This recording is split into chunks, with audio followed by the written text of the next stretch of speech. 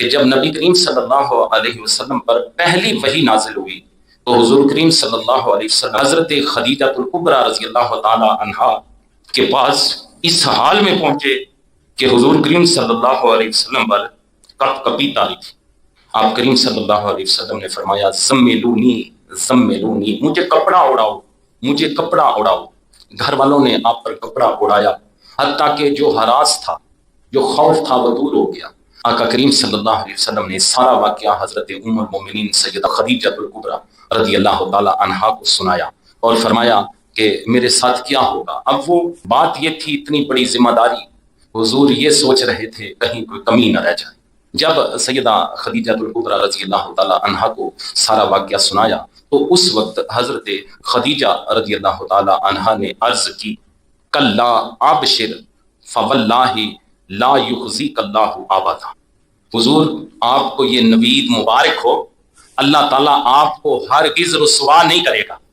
واللہ انک لتصل الرحم وتسلک الحدیث، حضور اللہ کی قسم آپ صلہ رحمی کرتے ہیں اور سچ بولتے ہیں۔ وتحمل الکل وتکسب المعدوم، اور کمزوروں کا بوجھ اٹھاتے ہیں اور نادار لوگوں کو مال دیتے ہیں۔ وتقری الضیف وتعین علی نوائب الحق، حضور آپ مہمان نوازی کرتے ہیں اور راہ حق میں مصیبت زدہ لوگوں کی مدد کرتے ہیں۔ یہ نزول وحی کے فوراً بعد پڑھی جانے والی نبی کریم صلی اللہ علیہ وسلم کی سب سے پہلی نعت ہے جو ام المومنین سیدہ خدیجہ الکبریٰ رضی اللہ تعالی عنہا نے پڑھی۔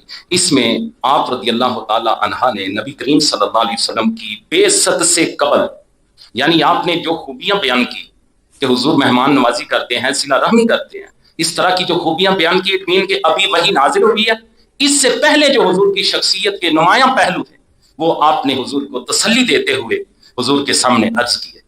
اس میں سیدہ خدیجہ الکبریٰ رضی اللہ تعالی عنہا نے حضور کریم صلی اللہ علیہ وسلم کی قبل از بعثت شخصیت کے 6 پہلو بیان کیے ہیں۔ وہ کون کون سے ہیں؟ نمبر 1 صلہ رحمی کرنا، نمبر 2 سچ بولنا، نمبر 3 کمزوروں کا بوجھ اٹھانا، نمبر 4 نادار لوگوں کو مال دینا، نمبر 5 مہمان نوازی کرنا، نمبر 6 راہ حق میں مصیبت زدہ لوگوں کی مدد کرنا۔